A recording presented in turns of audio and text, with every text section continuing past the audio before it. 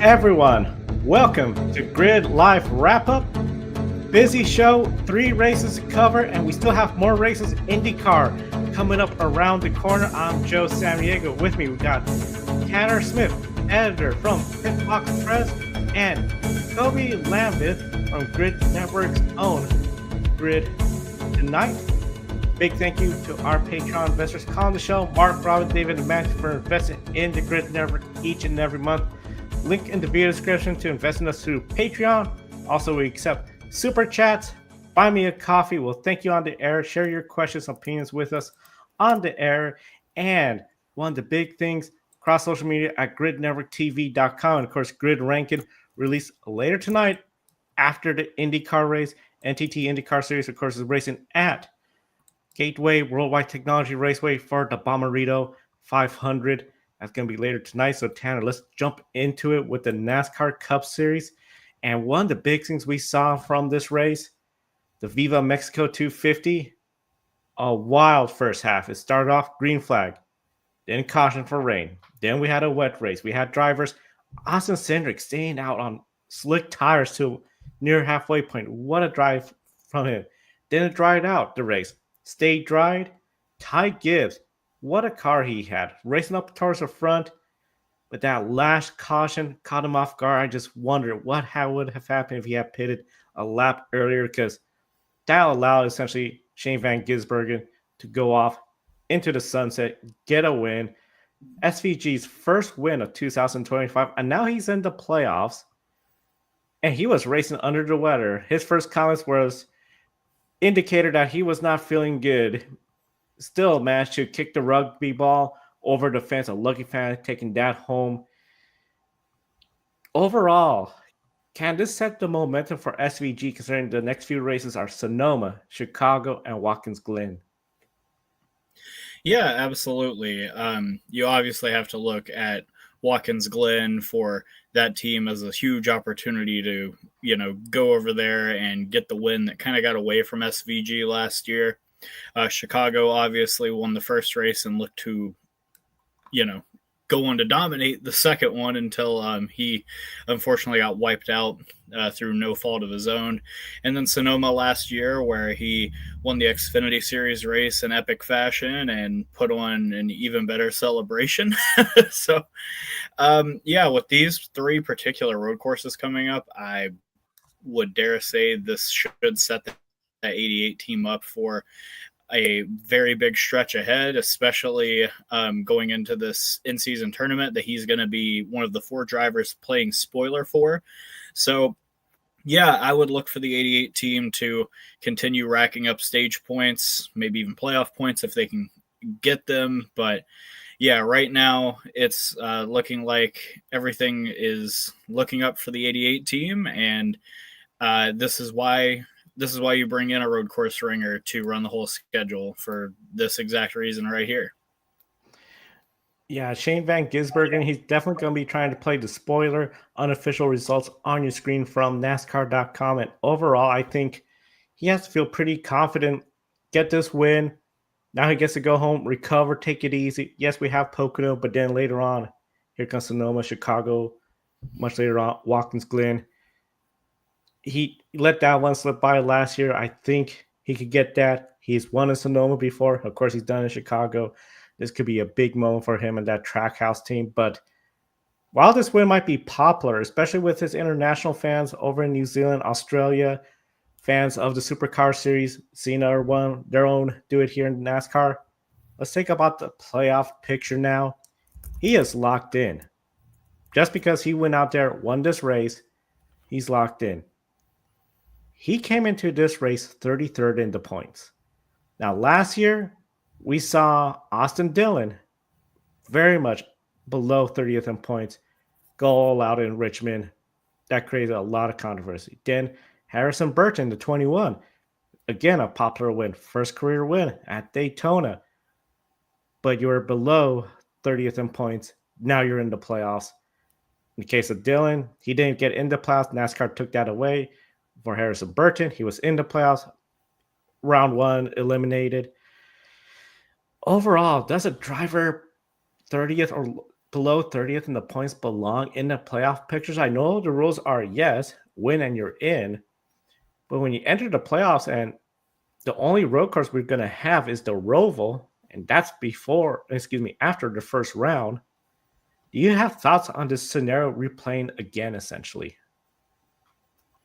I mean, if we're talking about the playoff system as a whole, then yes, I have a lot of thoughts on that. But just to condense them for this segment, I think that in this particular scenario, I feel like if SVG gets a second win, that kind of invalidates that discussion a little bit, because I feel like, it's easier for Lightning to strike once rather than twice.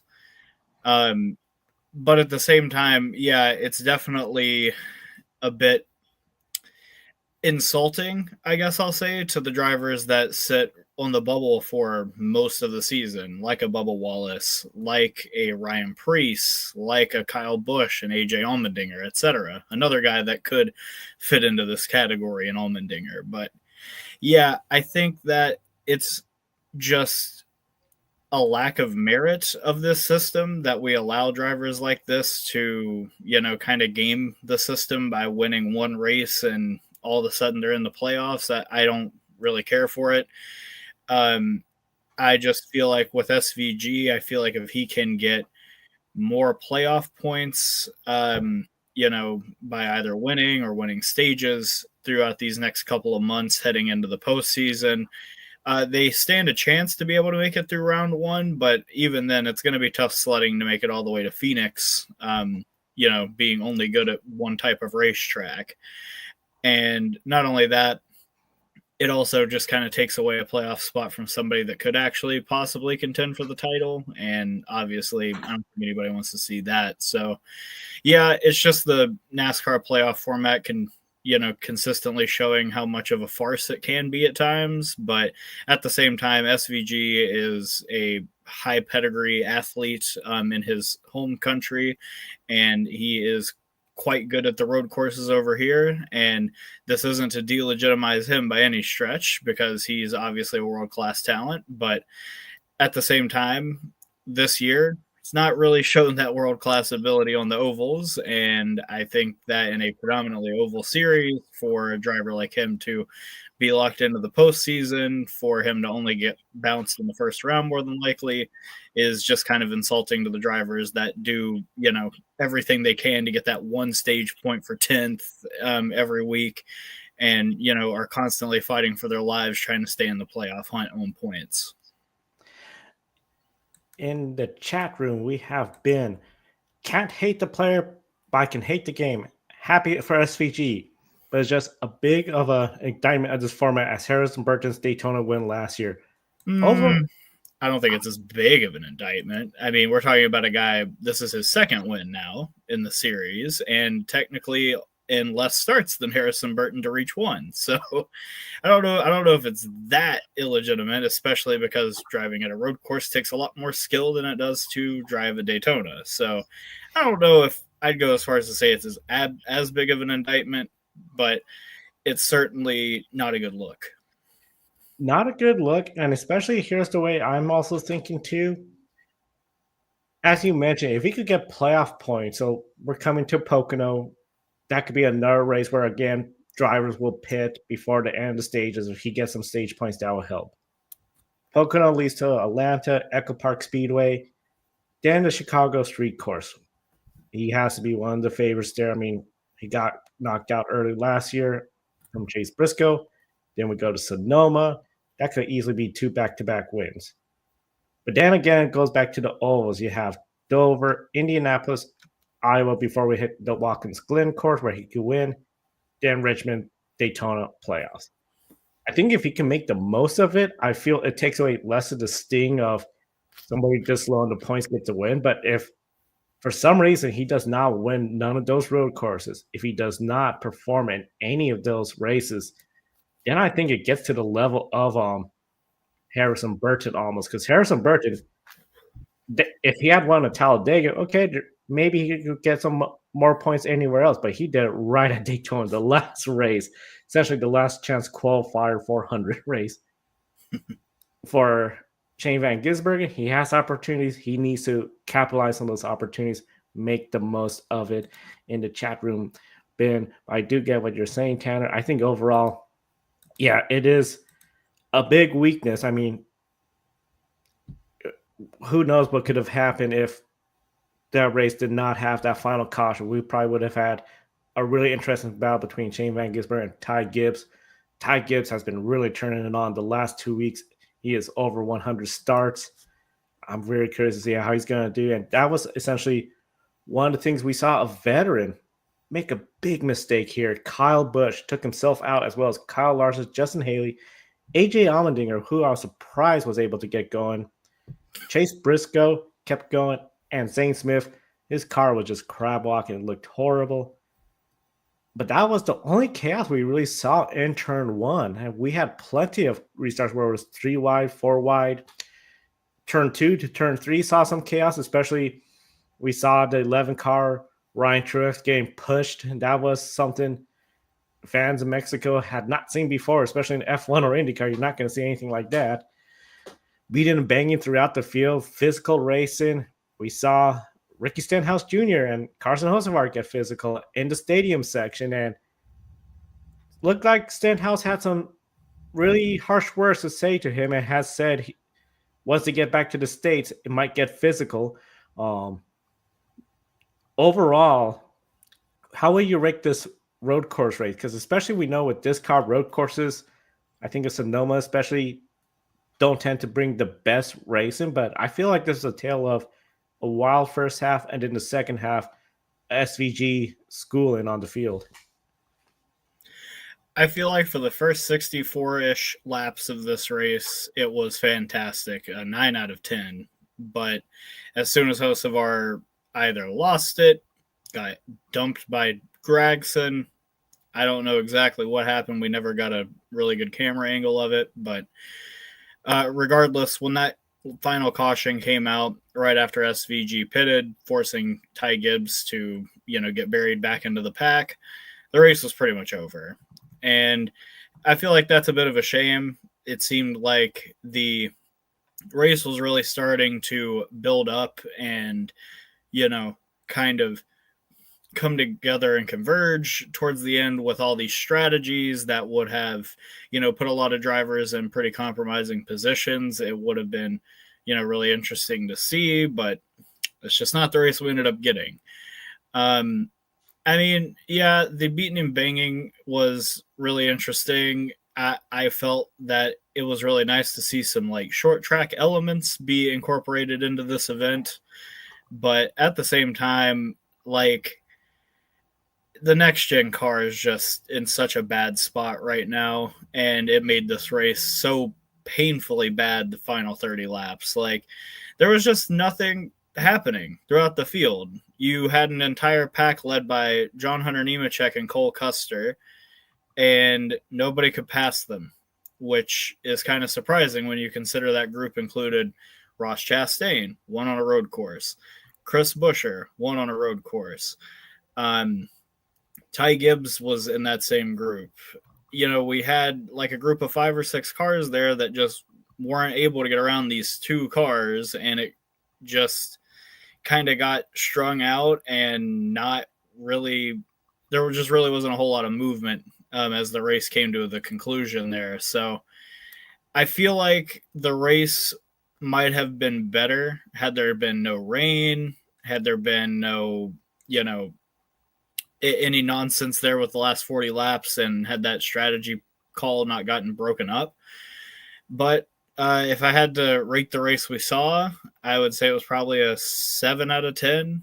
I felt like it was a good race, not a great race, but definitely something that we should revisit by going back to Mexico. The crowd there was fantastic. The audience reaction yesterday when Suarez took the lead was just unmatched. I don't think we have ever heard a sound pop like that, even when Chase Elliott takes the lead somewhere. So definitely feel like we should return to Mexico in the future, but I just felt like the Mother Nature aspect kind of ruined parts of this race that otherwise may have been a lot better. But At the end of the day, I don't regret anything about this series canceling a Richmond date to go to Mexico. So I hope that this race is good enough to put any of those naysayers about that to bed. Yeah, the audience, the crowd response, and then just seeing on social media how the crowd wanting the autographs of Bubba Wallace, Zane Smith, just mobbing these drivers like celebrities. It was really great to see. A strong crowd turnout for first year NASCAR Cup Series in Mexico City. Brand new market for them, but of course, this is the largest city in North America. I am really interested to see if they could build up on it. The racing product, I would have been really curious if Kyle Busch did not take out AJ Allmendinger, Kyle Larson, how would they play a factor? They're always good. AJ Allmendinger managed to keep going. Kyle Larson somehow came back and set the fastest lap. Every point's going to matter. I don't know how Dinger came back with his car jacked up like it was, but more power to him. The guy's clearly an elite talent. A big talent, and overall, I just think this race has a whole lot of potential. The elevation, lack of downforce, drafting with that thinner air. It's going to be really interesting to see how this race could play out if we have a race of just good dry conditions and just not having a race. Essentially, the last caution, I think, really just spoiled what could have been a great showdown between SVG and Ty Gibbs. And that would have been a story, to say the least, of if Ty Gibbs could have beat Shane Van Gisbergen for his first win on the road course. That would be a boost of confidence. But just, if they just pitted one lap earlier, things could have been a whole lot different for them. NASCAR Cup Series, Mexico City. What a race weekend. And, of course, for Shane Van Gisbergen, now he's going into the playoffs. One of the big things, of course, they talked about Shane Van Gisbergen. Call Max Verstappen for advice before we start F1. Were you surprised to hear that? Because I feel they're so different. F1 car, in Formula One car, NASCAR Cup car. Were you surprised he called Max Verstappen for tips? Not really. I feel like it's more about knowing the racetrack itself. I will say I was more surprised that he didn't reach out to currently signed Red Bull driver, quote unquote, Checo Perez, who, obviously is from Mexico and has, I believe, won a race there. So, yeah, I feel like reaching out to somebody that has any familiarity with the circuit is going to help you. And especially in the wet, which obviously someone like Daniel Suarez, someone like Kyle Busch, they would have no idea how to approach that at Mexico.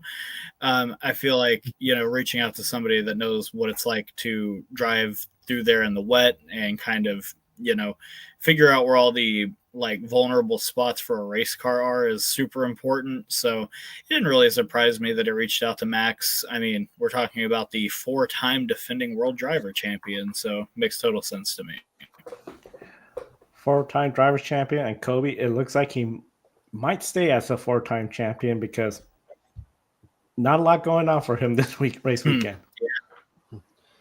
Yeah, and this year's Canadian Grand Prix, for the most part, very calm. Didn't really see much action or serious challenge for the lead. I know during the earliest portion of the race, when George Russell and Max had that clean start, thankfully it was clean for their sakes and for Max's sake, so we can avoid a penalty point. When Max in DRS, I thought he might have something from George, but unfortunately, just wasn't the case for the Red Bull driver today.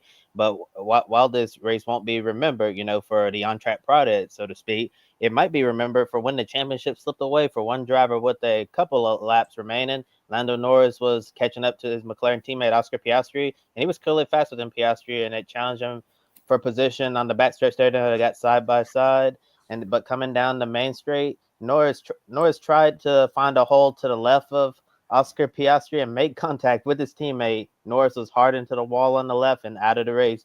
No points for Norris. It was a 4th place finish for Oscar Piastri, but the main headline leaving Montreal are the 2 McLaren drivers colliding.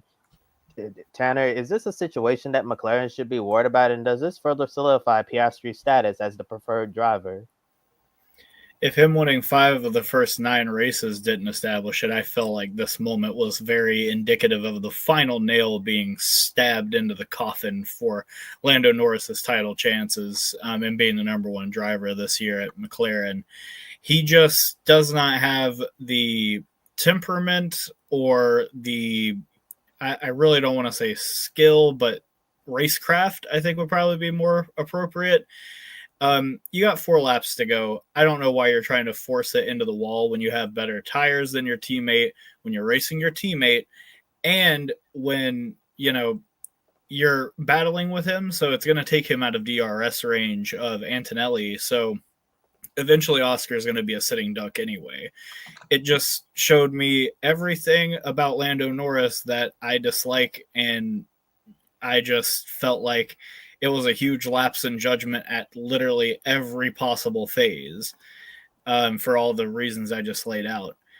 I just feel like Lando Norris needs some more seasoning to become a championship caliber driver, and he's had plenty of seasoning thus far in his F1 career. And I feel like at this point, Oscar Piastri is practically a thoroughbred, and he's ready to go into the World Drivers' Championship right now. And the fact that even though this contact happened, it didn't affect Piastri's finish pretty much solidifies the fact that, he kind of stays calm under pressure, whereas it seems like some drivers like Lando tend to melt under pressure. So I definitely would look forward to Zach Brown kind of laying down the law with Lando for the rest of the season. Obviously, last year when Piastri, had to give up some spots, he more than obliged for it. So I wouldn't really be surprised to see papaya rules get called a lot less this year throughout the rest of the season. But there's still plenty of races left to go. So Lando may not be completely out of this yet, but if it were me running the McLaren team, I would probably put Oscar at P1 and tell Lando that, if you can help him, you should do it. I have to agree with you. I think this is going to be more working in the favor of Oscar Piastri going forward. Oscar Piastri knows he has one of the best cars on the grid, one of the fastest cars on the grid. He just got to go out there, do what he needs to do. He has gotten plenty of poles. It's a very long season. Don't lose focus. For Lando Norris, I feel like he is that driver that is, or as you said, missing that step, maybe that racecraft. I know a lot of people, when he was brand new, said he wasn't taking things seriously enough, that he was too much making jokes, seemed to be like a little bit immature. I feel he has got to the sense where we're not hearing that no more, but there's just something missing where I just feel like it maybe is that racecraft that you said. He just one step behind, and he could drive a car very well. He could drive it very fast. It's these tight battles. I mean, at the end of the day, he made that mistake with such a move that I feel he realized what he did, because post-race, he went up there, apologized to Piastri, and he seemed like they're able to at least move on. So I'm really curious to see how this is all going to play out. But the big thing I think for Lando Norris is he cannot make a mistake like that. For Lando Norris, if he has any shot, he needs Oscar Piastri to have a mistake, in my opinion. Of course, Oscar was cool with it. Nothing happened to him. He was fine. Yeah, but could you guys imagine if Norris had taken both him and Piastri out of the race? I have a feeling if that would have happened, Oscar Piastri probably wouldn't have been so, friendly about, yeah, we'll move on from this if the two end up colliding, and then both cars out of the point. So, yeah, so Oscar seems to be cool with that in Denver. So you think Lando is mentally weak against Oscar at the moment. I do think that is a fair point as well, because it seemed like Lando is a bit behind on the mental battle when it comes to racing as well. Yeah, I know yesterday he talked about the mistakes he made behind the wheel. Feel like he could have been closer to Oscar in qualifying, but just wasn't the case. And Lando keeps putting all this pressure on himself and making silly errors like he did today. Is just gonna start to slip away, and Oscar Piastri going to continue to pull away, and Lando's gonna be down in the number 2 range at the McLaren F1 team. So hopefully, he'll learn from this so it doesn't happen again, because when he tried to make the move off to the left there in the main straight, I have no idea where he thought he was going. There was literally grass and then the wall. Yeah, I guess he went for a gap, and they thought that the gap was there, but unfortunately it wasn't. So it could have been a much worse situation for McLaren. But thankfully, at least Oscar got the finish he deserved, and Lando moves on to the next round. But looking at the race win itself, George Russell ended up winning from pole and really controlled the race from start to finish. Max Verstappen had an uneventful race, finished second place, and then a big podium result for Kimi Antonelli. Team was really excited, celebrated him for getting that podium. And then it was just a very straightforward race in general, where there were just two strategies playing out, so like nothing fancy happened at all. Joe, are you surprised by the way the last few F1 races have played out? I'll be honest, I am not exactly the most surprised, because when you look at the last few races, we had Imola, Monaco, Barcelona, and now here we are.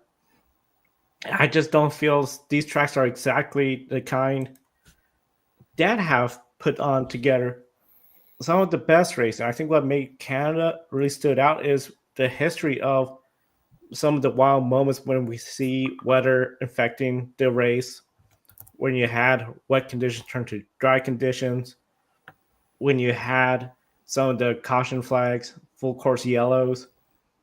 We didn't get none of that. So when you look at the last few races, I mean, Imola, the cars have outgrown that track. Monaco, well, they at least tried to introduce a two-stop strategy. That didn't really spice things up that much. Barcelona, I mean, really what got everyone talking was the late full course yellow and then Max Verstappen's mess. Today, I feel it's the same thing. Really straightforward event. Lando's Norris mistake is the big headline when it comes to the championship. Maybe this is a race where they could implement a two-stop strategy or something. But I just feel like when you looked at what this regulation package has done in the past, I feel like the last four have been a little bit of almost seems like a bit of a parade. Not as bad of a parade as like in the late 90s, early 2000 when Michael Schumacher and Ferrari just dominated, but it wasn't the most, if people want to talk about entertainment value, I would say it sort of lacked that. I don't know if I agree.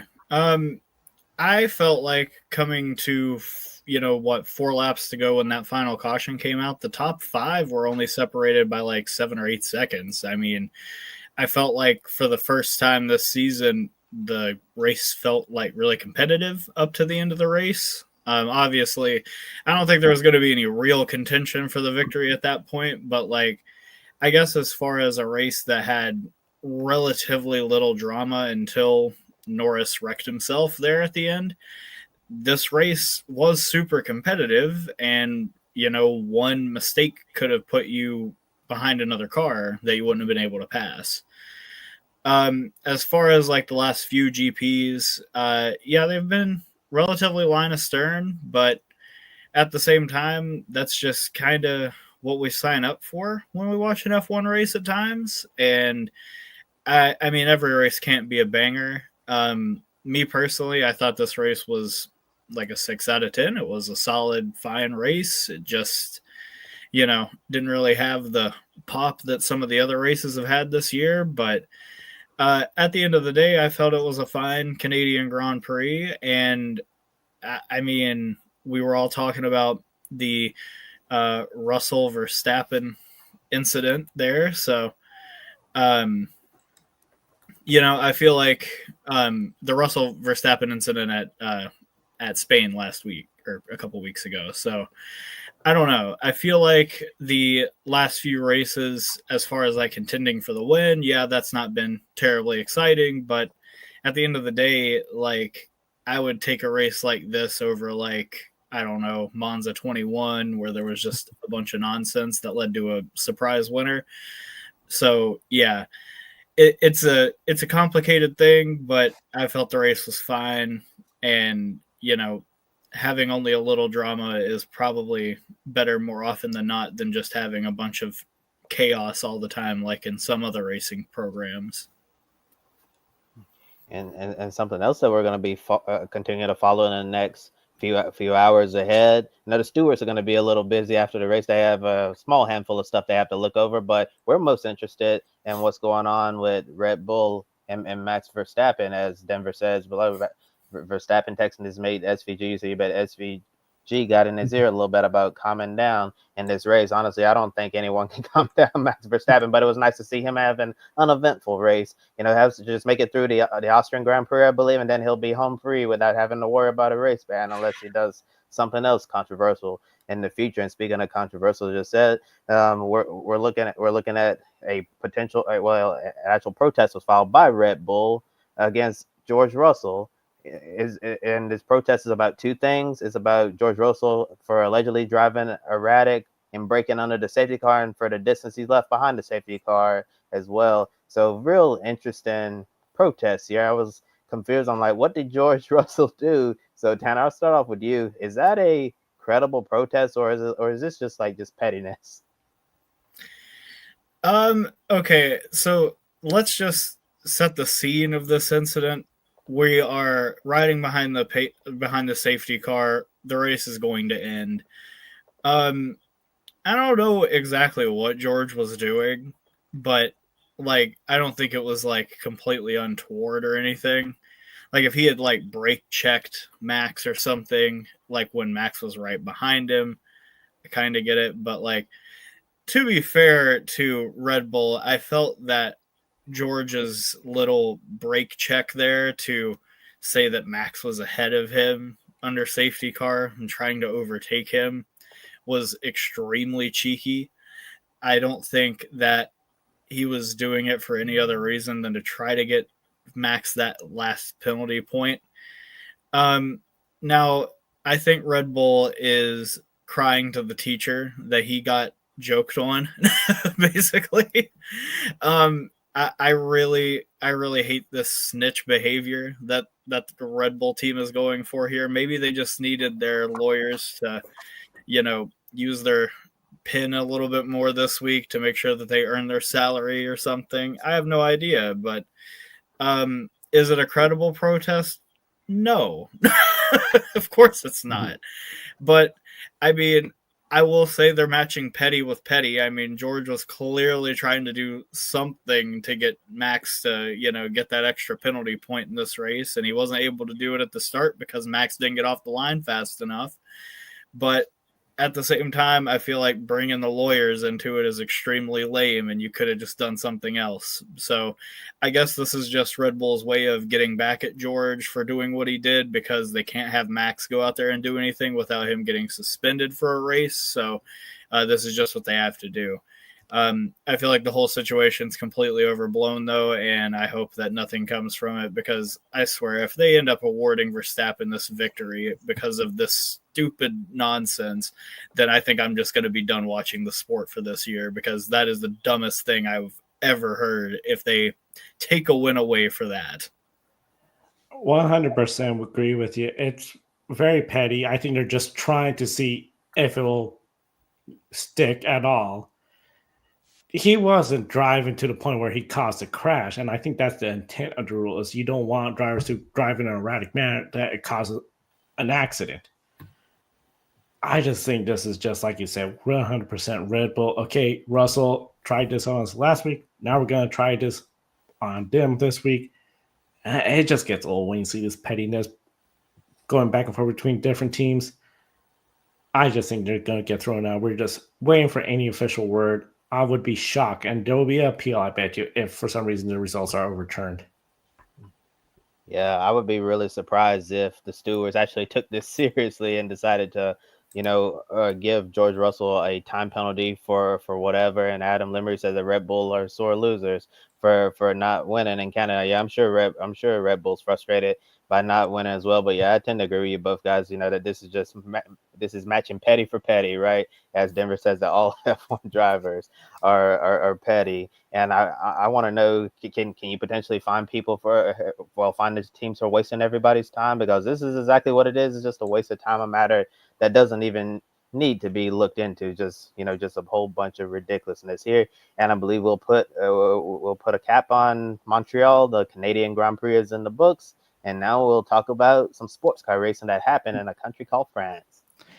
And a country called France and a place called Le Mans, the 24 Hours of Le Mans for 2025. And for the third consecutive year, Ferrari won overall in the 24 Hours of Le Mans with his 499p hypercar.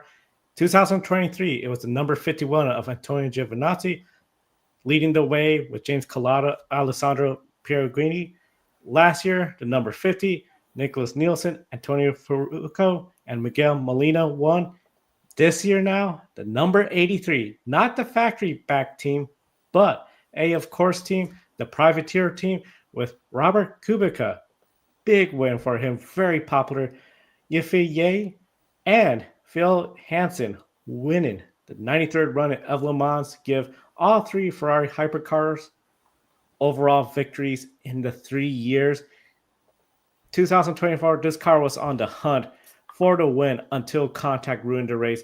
And 1 year later, redemption for that number 83 car. And overall, Kobe, how impressed were you by AF Course Ferrari right now with what they're doing at Le Mans? And I got to throw in there too, Robert Kubica. We know his story of F1, the injury, now here. I feel like this is redemption for him. Yeah, I thought his name was pronounced Robert Kubica, but I could be, but I could be wrong there. Whatever. I think, of course, and Ferrari right now is on, quite a run right now, especially at the start of this season. They're still batting 100, batting 1,000. Because they went out and won the season opener in Qatar. They won at Imola, they won at Spa, and now they've won the 24 Hours of Le Mans. Qatar was the number 50 Ferrari. Imola and Spa, it was the number 51, winning 2 in a row. And now you got the number 83, the privateer entry from AF Course. So it's been a dominant start to the season. This Ferrari 499 hypercar, just on rails right now. It's just been super impressive to see how quick this car is. It's probably, out of all the hypercars and LMDH and LMH platforms, this is probably the most successful car that we've seen so far. And even when they make these balance performance adjustments to this class, you still don't see it really hurting them at all in performance. Just so amazing, regardless of what BOP adjustments they throw at it.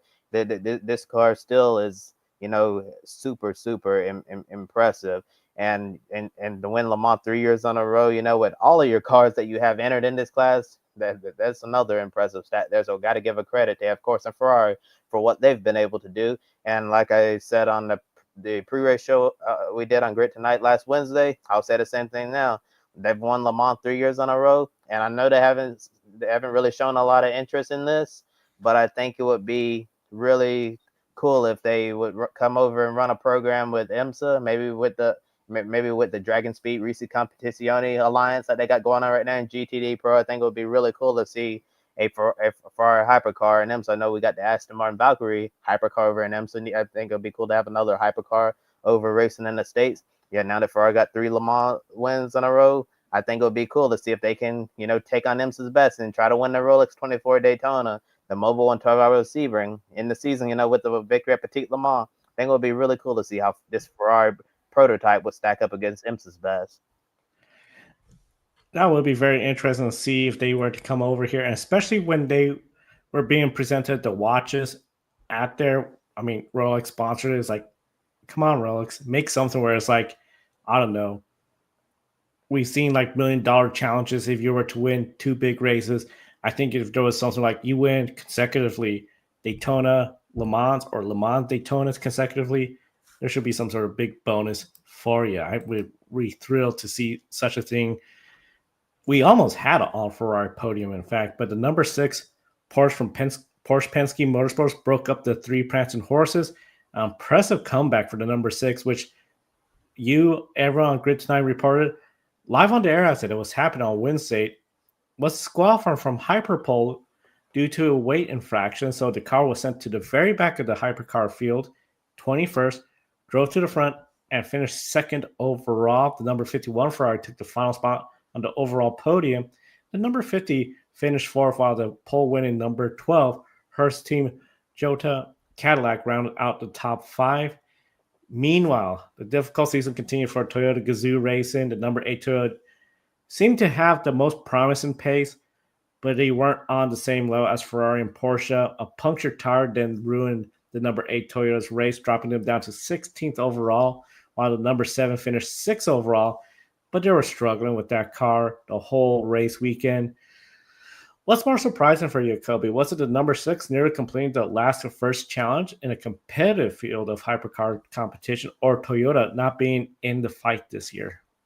Well, I think for me, it probably has to be Toyota not being in the fight this year. I thought that at least the number, I mean, I didn't really think the number 7 Toyota was going to be in the fight because they've been, terrible these last 2 weekends. They were not good at the Le Mans test day. They were not good in the practice sessions. They missed out on the hyperpole session in qualifying. They were not even a factor in the race. I think it was such a shame for that number 7 Toyota because, they had the special red Toyota GT1 livery on that car, and it was, really special to see the Toyota decked out in that livery. And unfortunately, they weren't able to live up to the hype that comes, it running such a prestigious, it's such a prestigious livery that sports car fans recognize from way back in the day. And the number 8 Toyota, I thought they could have potentially had something for the Ferraris, but the Ferraris are just way too good. And, Porsches, were the next best car.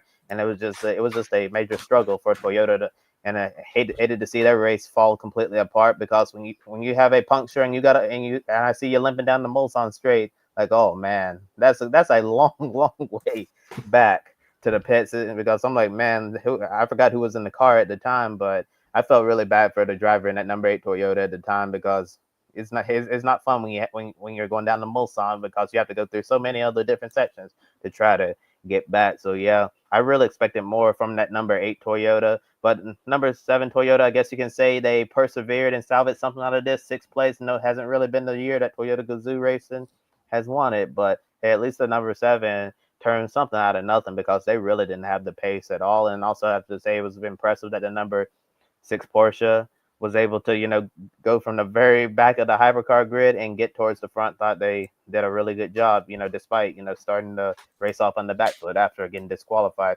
from qualifying. I believe we have comments in the chat from Ben. Yes, we do. Ben, Kubica, so thrilled for Ferrari team and him especially. I mean, I still remember when he was with Sauber, super sub, full-time driver, won the Canadian Grand Prix in Montreal, which is going on this weekend. Then that rally accident, that just changed his F1 career. What a story, Kobe. I mean, any thoughts on Robert, especially everything he's been through and now getting this big win? Yeah, I certainly think that this could potentially be Grid One shining moment for someone out there. Thought it was really cool to see where his career has gone since this horrible rally accident. You remember Robert had a bright future ahead of him in Formula One. A lot of people thought he had the talent to become a top Formula One driver, someone who can contend for in the right situation, right car, can contend for race wins and world championships. Then he had the rallying accident where they had to do major surgery to save his arm. And unfortunately, despite being able to to get him to a place where he could return to racing, the arm just wasn't the same at all. It ended up taking away some of his speed behind the wheel and limiting what he could do and all of that. And thankfully, we got to see him return to Formula One. Many years later. Yeah, and it was nice to see him be able to get back to the pinnacle of motorsport. Unfortunately, didn't stay there or stick around very long, and then able to come back and win here for Ferrari overall at Le Mans. Real special moment for Robert Kubica because he revealed years later, before that rallying accident, he had signed a deal to become a Scuderia Ferrari Formula One driver. Imagine if he'd never had that rally accident, what career could Robert Kubica have had if his arm was still at 100% and he was going to be a Ferrari driver? So I guess this is making all the wrongs right by winning with Ferrari at Le Mans. And like I said earlier in our private chat, Joe, can you imagine if the Ferrari Formula One team was half as good as this AF Course hypercar team? Yeah, if the Ferrari team was as good as this, watch out, McLaren, watch out, Red Bull. But I mean, even this weekend where we're seeing seems to be some frustration between Lewis Hamilton and his team. It's like the marriages, the honeymoon phase is over, I think is the safest way to put it. Meanwhile, Wayne Taylor Racing, they were not in the fight at any point this weekend. They're struggling for speed. They were battling towards the back of the hypercar field. with the Aston Martin Valkyries and Peugeots before pulling off the track to retire in the race. The third car from IMSA, the number 4 Porsche, featured 2 leaders of the Grid Endurance Performance Index. Philippe Nasser, Nick Tandy finished 9th overall with co-driver Pascal Wehrlein from Formula E. So, of course, updated Grid Endurance Performance Index Wednesday on Grid Tonight. But, Cody, what happened to Cadillac this year? Why does it seem that the IMSA GTP cars have an uphill battle in WEC's hypercar class? Yeah, I'll be honest, Joe. I was reading an article on motorsport.com before Le Mans, and someone wrote an article saying like the Cadillacs were fast, but here's why they will not win Le Mans. So like they were guaranteeing they would not win Le Mans. And I was thinking to myself, I said it's gonna be funny come Sunday morning for us here on the East Coast when the Cadillac team is gonna be standing on the top step of the podium at Le Mans. But turns out this person knows exactly what they were talking about, and people like me need to hush. But it was definitely it was a surprise to me that the Cadillacs, they showed the great speed in qualifying. Then unfortunately, as the race went on, they just went down the order. They just did not have the overall pace. I guess Cadillac, they had this car worked very well in a qualifying trim, but once it gets back to race trim and all of that, they really had nothing for the Ferraris, the Porsches, or even the Toyotas to a certain extent. It just seemed like Cadillac had a real rough race. I know that was a great moment for Hertz Team Jota to lock out the front row there, and then to see the improvement from that Action Express race and the Whelen Engineering Cadillac as well from IMSA. That was really good for that team. But overall, it was quite a struggle for the Cadillac. Hertz Team Jota wanted better, but unfortunately they weren't able to contend for the win.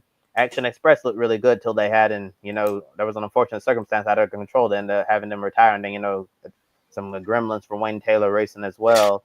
Really hated to see them go out of the race. I know Wayne Taylor was really excited to go to Le Mans. Had both of his sons, Jordan Taylor, Ricky Taylor, in the car along with Philippe. Albuquerque hasn't been a great year for Wayne Taylor racing in IMSA as well, and wanted to go to Le Mans, on a high. But compared to the other Cadillacs, Wayne Taylor racing was way off compared to Hertz Team Jota and Action Express. They were running at the back of the hypercar class basically the whole race until they went out. And to put into perspective how awful it was for Wayne Taylor racing, they were back there battling the Aston Martin, as you said, battling the Aston Martin Valkyries, who are still in development. I have to say that car sounds wonderful, and I think as they continue to development get better, but the Peugeots, they've really struggled badly since they've returned to top level sports car racing. And if you're battling the Peugeot for position, there's something, I'm sorry to say that about them, but there is something totally wrong there. But is Wayne Taylor Racing's first time here at Le Mans, with Cadillac. So by Action Express, maybe they'll continue to improve on the situation, and maybe they get another invite next year and give it another go. And then number 4 Porsche as well, Joe, they weren't really in the fight compared to the other Penske Porsche cars, and I think it comes down to lack of experience in the World Endurance Championship as well, because these teams, they're used to these rules, these regulations over in this championship, and they run all of these different races. And in the past, you would see teams, enter the 6 hours of the spot only. You're right before Le Mans, try to get up to speed in World Endurance Championship mode. But in the last several years, we've seen that drop off, where we see like a special entry come in, to try to get up to speed in this championship. And I really do think that it really does come down to lack of experience in WEC trim compared to IMSA trim. Very different between the two. Now, overall, looking at the other class winners, well, first off, on Wednesday night, Kobe, you and the folks at Grid Tonight crew asked which Meyer-Shank Racing accurate GTP driver would finish best. You guys predicted Renger van der Zande from United Autosports, but ended up being Nick Yellowly in the number 43 Inter-Europol competition prototype winning LMP2 with co-drivers Tom Dillman and Jacob Smirnowski. LMGT3, the number 92 Matheny first Porsche of Richard Litz, Ryan Hardwick, and Ricardo Pira won that class. And then FIA World Endurance Championship returns to action next month, July 13th, for the 6 hours of Sao Paulo at Interlagos, a fantastic circuit. For IMSA WeatherTech Series, their next race weekend is, in fact, the Michelin Endurance Cup race, the Saline 6 hours at the Glen, June 22nd, so next weekend. With 24 hours of Le Mans in the book, we have 2 more 24-hour race weekends. Next weekend, the 24 hours of the Nürburgring in Germany, and the following weekend, 24 hours of Spa in Belgium. So be sure to follow the Grid Endurance Performance Index with Matt White, who will be updating some major changes through the end of the month and updated every Wednesday on Grid Tonight and across social media. With that said, we are cutting close on time, so we're going to bring in Tanner Smith for our shiny moment. Yeah, speaking of being close on time, just got word from IndyCar that the IndyCar race start time has been delayed by 20 minutes, so they should be going green about 16, 17 minutes from now, but we'll be off the air before then. And now it's time for our Grid 1 shining moment from this racing weekend. So let us know down in the chat below whether it's now live or later on replay. What's the one thing that stood out to you from all of the racing we saw this weekend, whether it was the 24 hours of Le Mans, NASCAR in Mexico City, or Formula One in Montreal for the Canadian Grand Prix? And I'll let you go first, Tanner. What's your Grid 1 shining moment? Thanks, Kobe. So I feel like out of everything that I've seen this weekend, nothing stood out more to me than Daniel Suarez in his home country, with all of the pressure on his shoulders from everybody in attendance, to wreck the car in practice and go to a backup and have to start 39th shotgun on the field in a car that was constructed in 2.5 hours, to comb through the field the way that he did in a 65 lap event and take the victory from the likes of Ty Gibbs, another Xfinity Series champion like Suarez, from Christopher Bell, a perennial contender when he was in the series, and, just go out there and absolutely lay it out for everyone in attendance. I just felt so happy for him. He has had a very trying year in the NASCAR Cup Series, where he normally calls his home, but for him to drop down to the Xfinity Series and remind people why he was able to make it up to the Cup Series, and remind everyone that when given the right opportunity and the right equipment, he can be an elite talent. It was just really a great show from him and everyone on that 9JRM team. I think that this could be possibly a peer into the future for Suarez if things go a certain way with his current race team in the Cup Series. But for right now, I think that it's important to just highlight the fact that he was able to go out there and become one of the first drivers since the 70s to pull off a last to first challenge on a road course. You really can't overstate how impressive that is, especially at a track where most of the field hadn't raced. My shiny moment is going to come from the same race, and it's going to go to that 88 team, Shane Van Gisbergen. I know we talked about how he dominated the race, but two key things that stood out, and it was his pit crew and it was his crew chief. Early on, there was discussion of maybe we should pit now, get the tires, slick tires, and they kept talking, well, there might be rain coming. Shane Van Gisbergen even saying he sees spots of rain. But he trusted the pit crew. He came in, switched to the slick tires. Much later in the race, during the caution, Shane Van Gisbergen is convinced he has a loose tire. Pit crew says, no, we reviewed everything. The tape, all the guys confirmed they got the lug nuts tight. You are good to go. SVG said, I trust you guys. That trust needs to be there for them to perform to get that win. If he did not have that trust, this race could have easily slipped away from them, because we had great cars like Ty Gibbs that could have been up there. Christopher Bell, Chase Elliott was coming strong as well too. It's a team sport, NASCAR, any motorsport series. You got to be perfect. You got to have trust in your team. You got to have faith in your team. I mean, you look at Ferrari, for example. We've always joked about how Charles Leclerc would say, what's plan we're on? Plan A or plan B? They seem to not know. Confusion. Today was a demonstration, I think, of when you have that trust and confidence in your team and you make the moves, you win together. That is my shining moment. And for my shining moment, got to give it just to the whole Mexico City race weekend.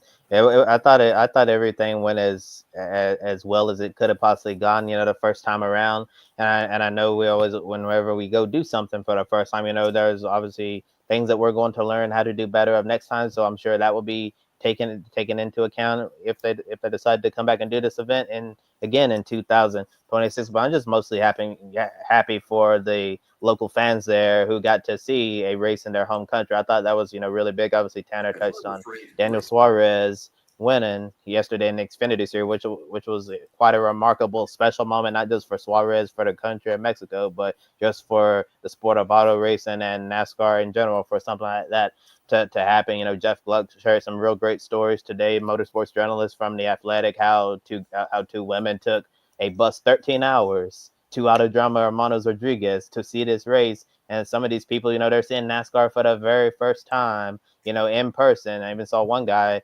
I forgot which reporter posted, but said one guy said he'd been watching NASCAR since 2000, and this was his first time actually seeing a NASCAR race live in person. So just thought it was really special to be able to take the show on the road, so to speak, and bring it to a community that really wanted to see NASCAR. And hopefully after this race weekend, we'll see more people pack the stands next year if it comes back in 2026. So really happy to see how the Mexico City race weekend went. It seems like a lot of people on the ground, across the industry really enjoyed it as well.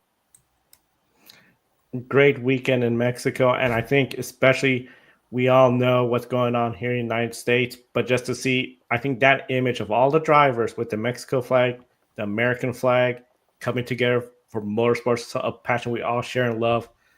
What an image. What a great weekend.